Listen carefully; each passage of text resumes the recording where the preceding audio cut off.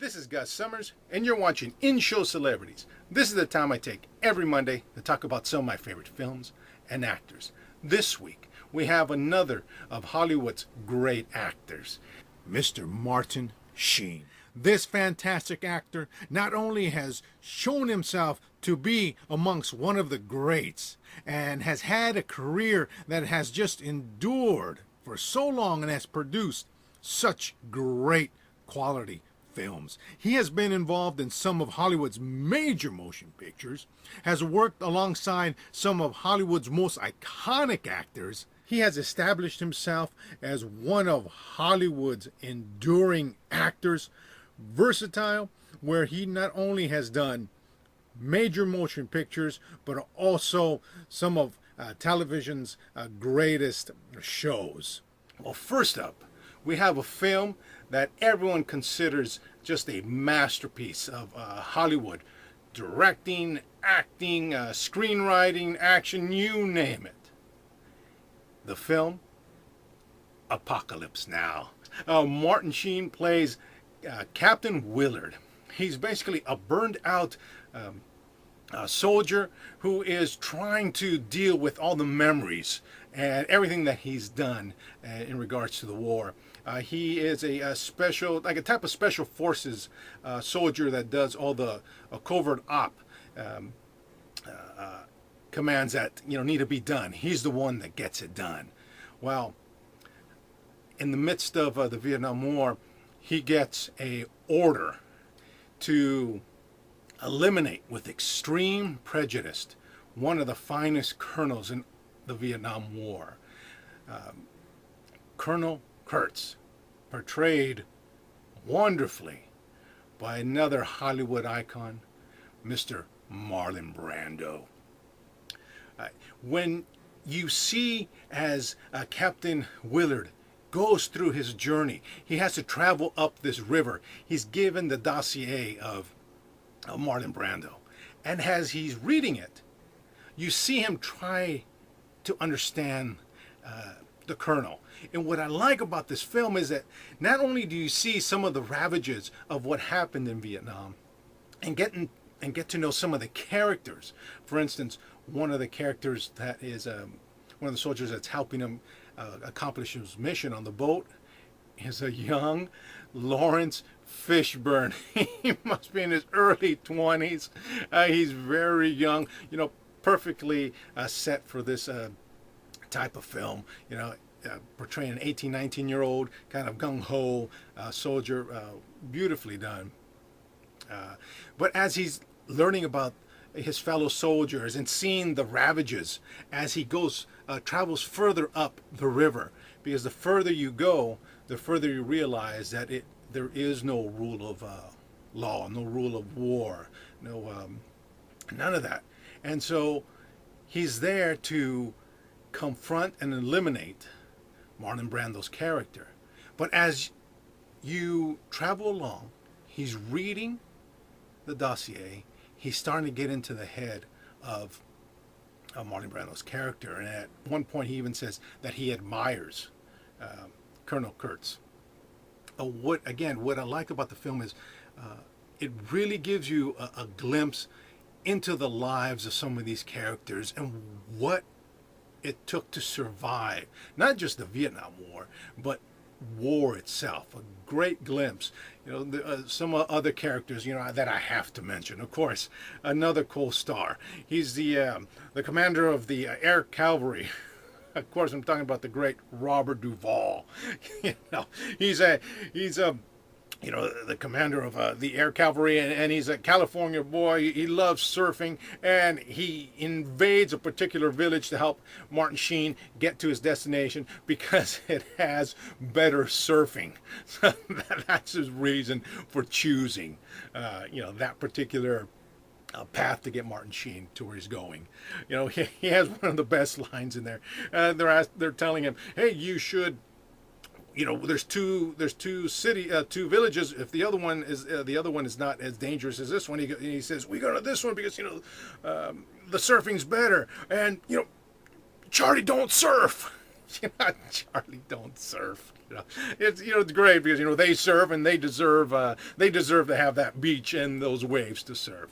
But not only Robert Duvall is in it, another fine actor who went MIA when he went to who the predecessor of Martin Sheen's character, the late great Dennis Hopper. Again, fits perfect into this this free living, freestyle, this free mentality that encompasses this area.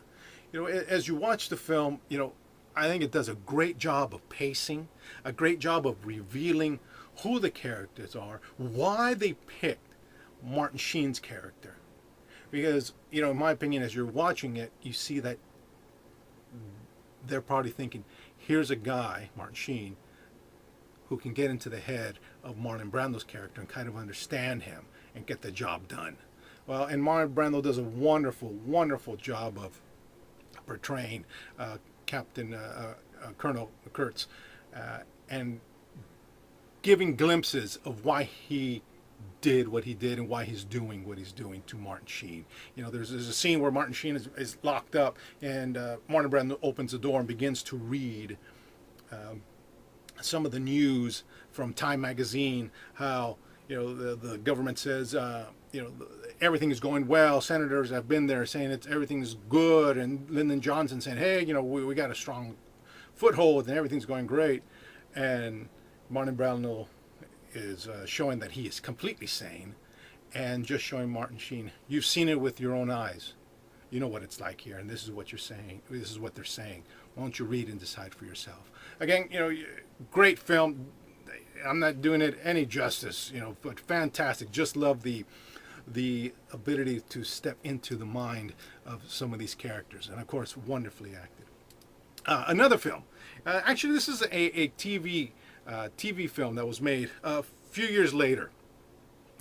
Martin Sheen portrays this character. He is the son of a respected rabbi who, after reading all the Torah scriptures, gets the realization that the Messiah is here, and he sees the star. The film I'm talking about is the Fourth Wise Man. It's taken from a story from Henry Van Dyke, and his title of his story was called The Other Wise Man. And what it was about is another person who read the message that the Messiah is coming, and who desires to journey to where the Messiah is at in Bethlehem to see the King, see the King. And so he has to convince his father, portrayed wonderfully by another great actor, Ralph Bellamy. He's one of those great actors who had, again, like a 40-50 year long career himself. And what I liked about it, it's an opening scene, matter of fact, that I like. He's trying to convince his father, look at father, here it is in the Torah, look, and the star, our sign, it's, the Messiah's come, I have to go and see him. And at first his father's hesitant, and then he basically says, go, my son, go, fulfill what it is that you need to fulfill, because Ralph Bellamy was grooming Martin Sheen to take his position, because he was like the head of the Magi or the Sanhedrin. I'm trying to remember which one. And Martin Sheen was raising up Martin Sheen to take his place, but he knew, my son needs to follow his heart, so go. I mean, it's a touching little scene. And another fine actor is involved. Ralph Bellamy tells his, basically is like an indentured servant, a slave. You will accompany my son, and when he goes and returns, you will have your freedom. And the entire time, the servant is saying, are we done? Can we go home now? Can we go home? I'll help you. I'll do whatever it takes. I'll do this. I'll do that. And he's doing all sorts of things. And it's funny because we know that he wants to get home so he can be free. And, he's just doing this because he has to. But the servant, portrayed wonderfully again by another great actor, Alan Arkin. I just love how he's all, Master, are we done? Can we go home now? Can we go home, Master? Please go. And Martin Sheen's all, no, no, we have to do this. And one of the things that I really liked about the film is that, you know, anyone who knows Hollywood and knows Martin Sheen knows that he's a devout Catholic. So, you know, having a character here who pretty much represents the same type of belief that Martin Sheen has in regards to as his character, you know, progresses, he gets pulled in different directions. So he gets, you know, he feels he needs to help here and help there, and he spends I don't want to give too much away, but he spends a lot of his time not completing his journey because he feels the need in a particular town or a person's life. So, you know, it's wonderful in regards to it's the truest form of religion, that you know, showing your faith, you know, deeds. And what I like about it is it falls perfectly into that ideology that a lot of times that when we go looking for our answers, we have to realize that we already have them within ourselves. You know, he went looking for direction from the Messiah, but the directions were already within him because he studied and read Torah, and he was already living what the Messiah would have told him in the first place, which was, you know, read, study, and do. A great film, television film, but a great little film, The Fourth Wise Man. One more film, and this one is more of the dark side of religion, if you want to say. It's called The Believers. He plays Carl Jameson. He's a psychologist or psychiatrist, and he and his young son were present when his wife dies. She died accidentally, but she died in front of them in the first part of the movie. And what happens is that he takes his son away for a while, and then you know, trying to just rebuild their lives. They come back a little time later, and he ends up becoming a police psychiatrist. You know, talking to the police officers who, you know, who deal with traumatic events. And there's this one captain, or sorry, I think he's a captain if I remember correctly.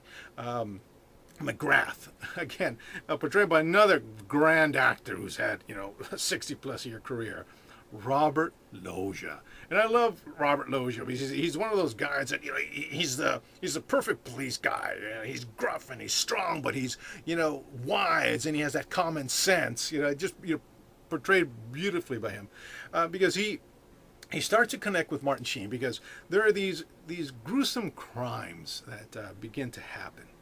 And this movie is kind of like a horror thriller suspense. It's not a horror like today where there's a lot of you know, gruesome killing. There is some, you know, graphic scenes in them, but it's more leaving it to the imagination. But what ends up happening is, you know, there are these gruesome events, and they all begin to tie in to these group of people that at first it seems to be, you know, this religion that has to do with, you know, sacrifice and such, and you see, you know, someone who is from Haiti, I believe, and doing kind of the voodoo stuff, and then you see other characters who believe something similar, but not quite, you know, that extreme of sacrifice, but believe that, you know, charms and spells and, you know, little things can help direct a person's life. And you see all these little aspects, and that's one of the things I liked about the movie, because all these little things that seem to be disconnected end up drawing the characters to the center of the story and drawing them to each other. And what begins to happen is, after Robert Loggia and Martin Sheen start to talk because of these gruesome crimes, there was a police officer that kind of got all this started, who went deep cover to discover what some of these religious events or rituals were occurring. You know, what was happening, and he begins to go off the deep end, and that kind of breaks open the shell of what's really going on. The police officer, one of his early roles, Mr. Jimmy Smits, It's great to see, some of these fine actors in their early years, in their early roles. And but he plays a police officer, begins to seem like he's crazy, but because of what he's seen, he's actually very sane, and he's trying to tell them, how horrible the situation really is. Not to give too much away, as the movie progresses, you realize that all these rituals aren't just at a lower level. They actually reach into the highest echelons of wealth and power. And this is when you get introduced to another great actor, Mr. Harris Yulin. A lot of you, I know, will remember him from the movie Scarface. He plays the detective that Al Pacino has to deal with. But another fine actor who's had like a 40, 50-year long career. But wonderful films. Martin Sheen is one of those actors that no matter what he does, he has that quality that people want to watch. I always talk about people who have a certain voice, a voice to them, and when you hear Martin Sheen, he's in the film, he's in the scene, his presence is there. He just adds a great element to every film. But not just that film, not just these. Again, like always, I'm just merely scratching the surface. He was in a film called Badlands with Sissy Spacek. That film was recently added to the Library of Congress as a film that was culturally and socially relevant. What a great accomplishment. And of course, we know him as the president in that long-running show, The West Wing. Again, from film to television, he crosses those boundaries, and gives a great performance which is appealing to everyone of all ages. A fantastic actor. And last but not least, of course, we know him as the founder of a Hollywood dynasty. We know him as an actor, and of course we also know many of his children are in the industry as performers or producers and directors. The list goes on and on for the great accomplishments this fine actor and fine father and man has done in his life. Well, that's what I got for you today. Of course, the films I had talked about were Apocalypse Now, the Fourth Wise Man, The Believers, great films, and of course Badlands and The West Wing. But again, a fine actor, and definitely always worth watching. Well, this is Gus Summers, and you've been watching In-Show Celebrities, and this is the time I take every Monday to talk about some of my favorite films and actors. And of course, remember, don't forget to catch us every Thursday from 1 to 2 p.m. Pacific Standard Time at theinshow.com, where I host The In-Show. This is where I bring in celebrities and guests just to talk about their projects or whatever it is that's on their minds. Of course, look for us on Facebook, Twitter, YouTube, LinkedIn, Pinterest, Flickr, Instagram, all those great social media sites. And as always, ladies and gentlemen, Gus has left the building.